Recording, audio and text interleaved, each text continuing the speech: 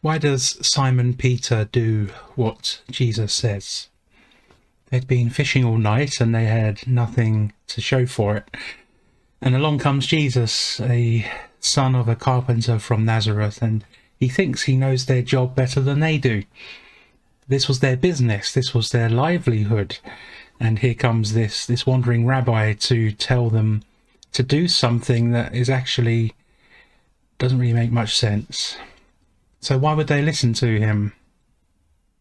I think there was clearly something about the presence of Jesus, something about the words that he said that made people listen to him, that gave him a sense of authority.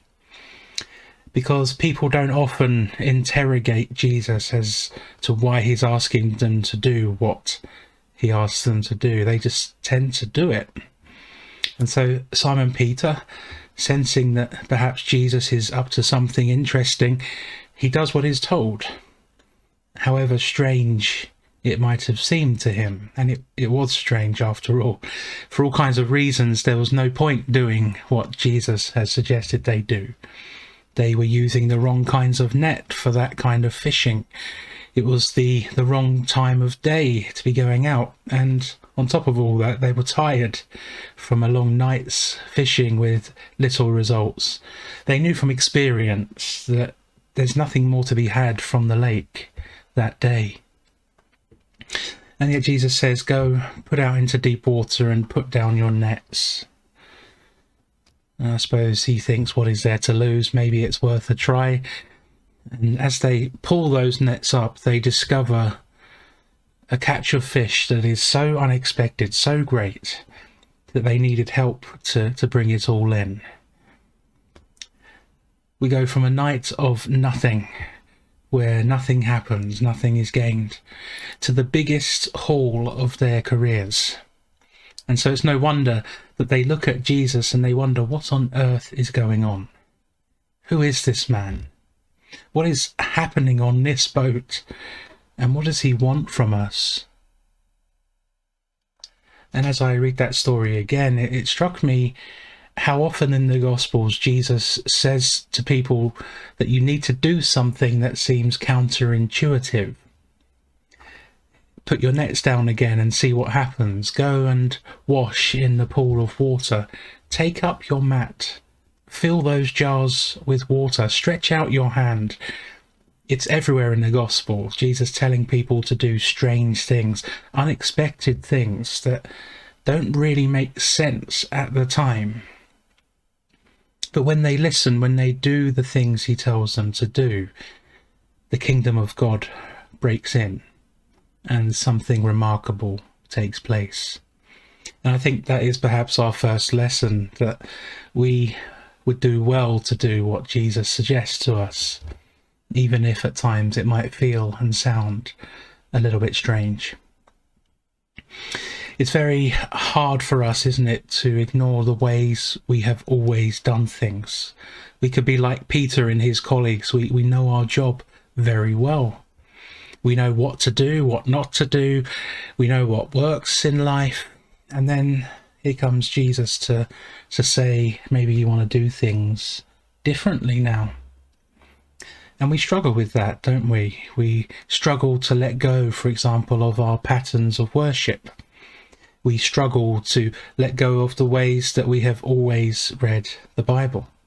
We struggle to think again about our understandings of God. Sometimes Jesus comes to us and what he says sounds a little bit strange and perhaps even a little bit crazy.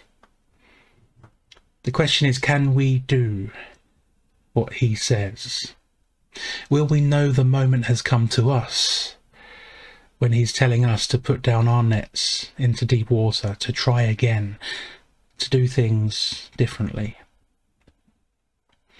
Because what awaits us if we can be brave is abundant life. And I think that's the meaning of this miracle. It's a bit like we would see in John's Gospel a few weeks ago in the story of water into wine. That miracle is a sign, John says in his Gospel. It's pointing to something else greater than itself. And so we come to this huge catch of fish, which was undeniably impressive, unexpected. But what do we read next in the story? Does Simon Peter go off and sell all those fish and plan for his early retirement? Does he go and invest in bigger boats to hire other people to catch fish for him? No, what actually happens, we realise, is nothing to do with the fish after all. Because the fish, the miracle in that moment, is a signpost. And I think the point is this, that when the kingdom of God comes near, abundant life breaks forth.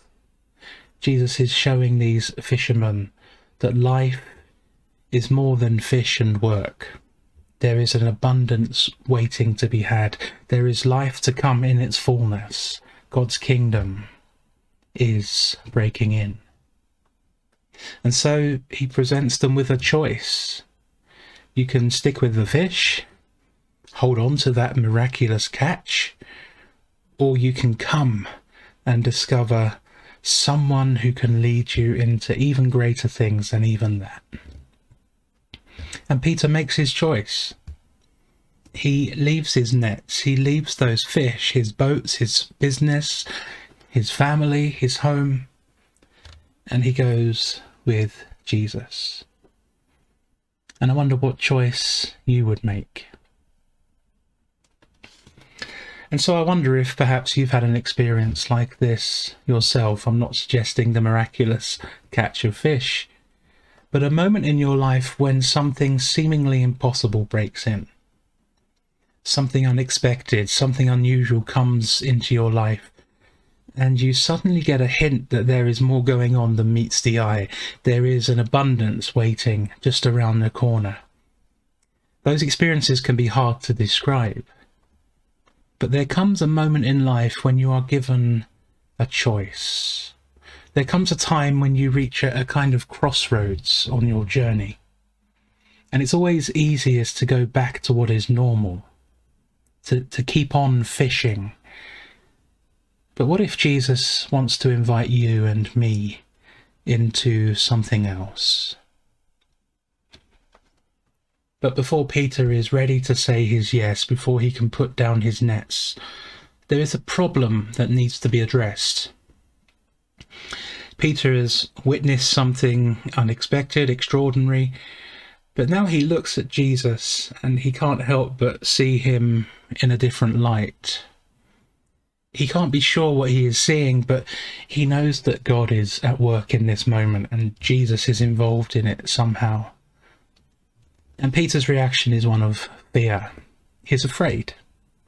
He knows he's in the presence of someone who is holy, who is greater than him, close to God, and so he looks at himself and he wonders why this holy man has come to him, why he has an interest in his life.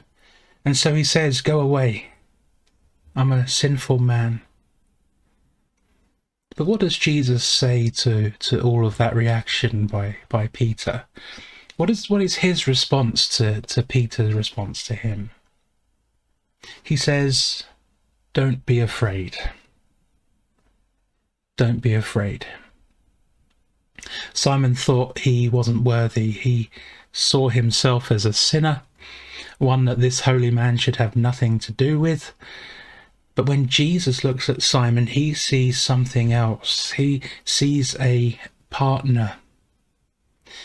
Jesus says, "Don't be afraid. I am inviting you to come and join me, to leave your fishing business behind, because I have some other fishing for you to do, fishing for people." And so Jesus comes to Peter and he breaks down an invisible barrier that we all carry in our lives. There is that barrier of unworthiness, the barrier of our mistakes, of our shame, of being human. He comes close, and instead of being repelled and disgusted, he invites us to join him, to do the things that he is about to do, to discover that abundant life is all around us to be had, and that we might invite others into that journey with us. And so when Jesus comes close to you, like he did to Peter, are you tempted to think that I can't join in? Are you like Peter perhaps and think, why would he be interested in me? Let your mind be changed. Let this invitation of Jesus be for you as well. Let it be an encouragement to leave what is familiar and join him in his mission. I asked myself the question, why was Peter afraid? Clearly he was in the presence of someone holy, but I think there's more to it than that. I think that if Peter goes with Jesus, he knows that nothing will be the same again. He knows that he's going to have to give up his business and everything around him that is safe. And he's going to go into a world that is less than safe. He knows he's going to have to leave behind old attitudes and old opinions and beliefs. And it's going to cost him a great deal. And it's no wonder that he's afraid. Those kind of changes in our lives make us afraid. But he still goes. So to end, when Jesus comes to us, to you, to me, when he invites us to go with him, will we overcome our fear? Will we be able to say, yes, I choose to follow you? My prayer is that you might be brave, that you might rise up and follow him wherever he wants to take you. Amen.